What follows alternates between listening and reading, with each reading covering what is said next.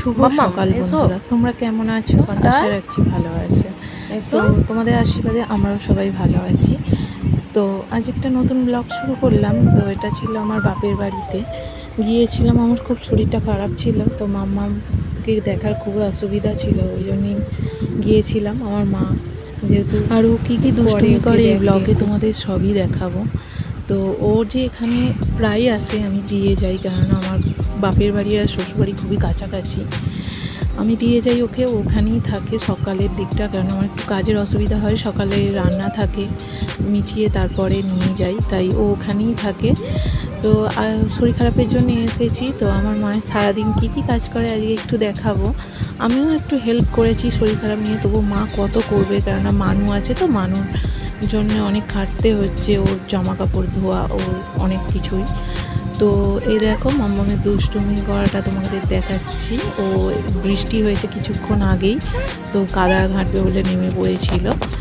তো তোমার দেখতে থাকো ওর দুষ্টুমিগুলো। তো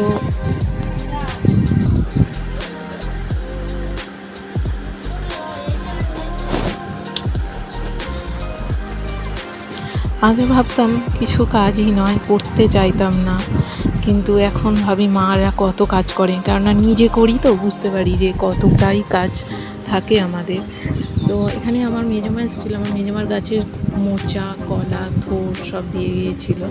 মোচাটা নেই, থোর আর কলা আর কুমড়ো ফুল দিয়েছিল। কুমড়ো ফুলে এনে একটা ভাজা করব, মানে বেসন দিয়ে একটা বড়া টাইপের।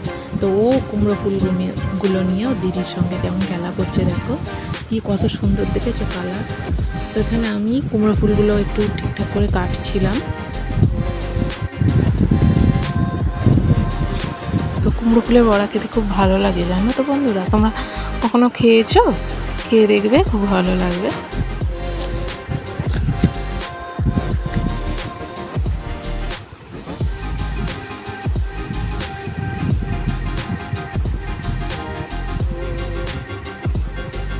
মামা কতটা দুষ্টুমি করে তোমাদের দেখাবো। তো আর ছোট ছিলাম তখনই ভালো ছিলাম, এখন মনে হয় কেন বড় হয়েছি, কত কাজ, মানে করে করে নাজেহাল হয়ে যাও, কাজ করে যাও। তো কুমড়ো ফুলগুলো পরিষ্কার করে এখানে বটিতে কেটে নিলাম। নেওয়ার পর এই যে এখানে কুমড়ো শাকও ছিল, একটুখানি কুমড়ো শাকের, যেহেতু শরীর ভালো ছিল না, কিছু খেতে ভালো লাগছিল না, তাই বাবা কুমড়ো শাক এনেছিল। তো মা এখানে ভাত বসিয়ে দিয়েছে। তো এখানে কুমড়ো ফুলগুলো ধুচ্ছে, কারণ এই সময় তো বর্ষাটা পোকা থাকে, তো ওতে একটু হলুদ জল করে ওগুলোকে ভিজিয়ে রাখা হয়েছে। আর দেখো মাম কত খেলা বার করেছে, ওর দাদা ওদের সঙ্গে খেলছে, পুরো দৌড় ভর্তি করে ফেলেছে দালান। তো খেলা করছে, দেখো কিরকম।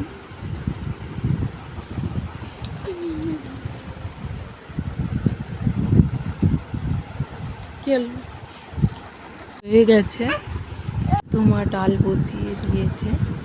ডাল হওয়ার পরে এই যে বেসনটাকে করে নিয়েছি, যাতে সুবিধা হয়। কুমড়ো ফুলগুলো বেসনের মধ্যে থেকে দিয়ে দেওয়া হলো। তো আমি এগুলো সর্ষে তেলে করছিলাম, তো তেলটা খুব তাড়াতাড়ি শুষে নিচ্ছিল। সাদা তেলে করলে আরও টেস্ট হতো, কিন্তু সেই সময় ছিল না হাতের কাছে, তো নেওয়া হয়নি। দেখো বড়গুলো খুব সুন্দর হয়েছিল। তো এখানে ক্যামেরা আমার ভাইজি এসেছিলো, আমার ভাইজিকে ধরতে দিয়েছিলাম, ও ধরছিল, ওর সঙ্গে একটু কথাও বলছিলাম আমি। তো ওই যে বড়গুলো ভাজা হয়ে গেল, এবার এগুলো লাল লাল হয়ে গেলে একটু পরেই সব তুলে নেবো। তো খুব সুন্দর খেতে হয়েছিল। তো আজকে মোটামুটি অনেক কিছুই রান্না হয়েছিল, কিন্তু আমি খাইনি, আমার শরীরটা খুব খারাপ।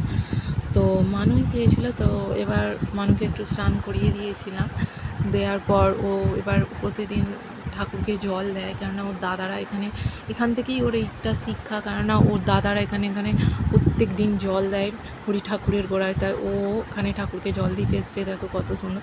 তো এখানটা একটা কাণ্ড হয়েছিল, ওখানে ধূপ ছিল, তো বুঝতে পারিনি ধূপটা একটু লেগে গেছে, লাগছিল। এই দেখো ও পাতা তুলছে, তুলসী পাতা, কিন্তু একটু তুলসী পাতা না, রাম তুলসী পাতা, তবুও ছিঁড়বে।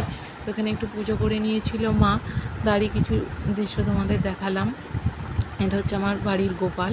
তো মাম্মাম খেতে বসে গেছে, তো মাম্মামের থালাটা সাজিয়ে দিতে এখানে সবই দেওয়া হচ্ছে, ডাঁটাটা শেখায় শুধু সাজানোর জন্য দিয়েছে, কিন্তু সবই খায়, মোটামুটি যতটুকু খায় সবই খায়, একটু একটু। এই দেখো মাছের ডিমটা হাতে তুলে নিয়েছে। তো ভাতটাকে ওকে এবার মাখিয়ে দেবো, দিয়ে ওকে খাওয়াবো। তো ওই যে জল নিয়ে বসে পড়েছে, কারণ ডিম খাচ্ছিলে তো মাছে, ওই জন্যে। তো আজকের ব্লগটা এখানেই শেষ করলাম। তো ভালো লাগলে চ্যানেলটা সাবস্ক্রাইব করে দেবেন, লাইক করে দেবেন।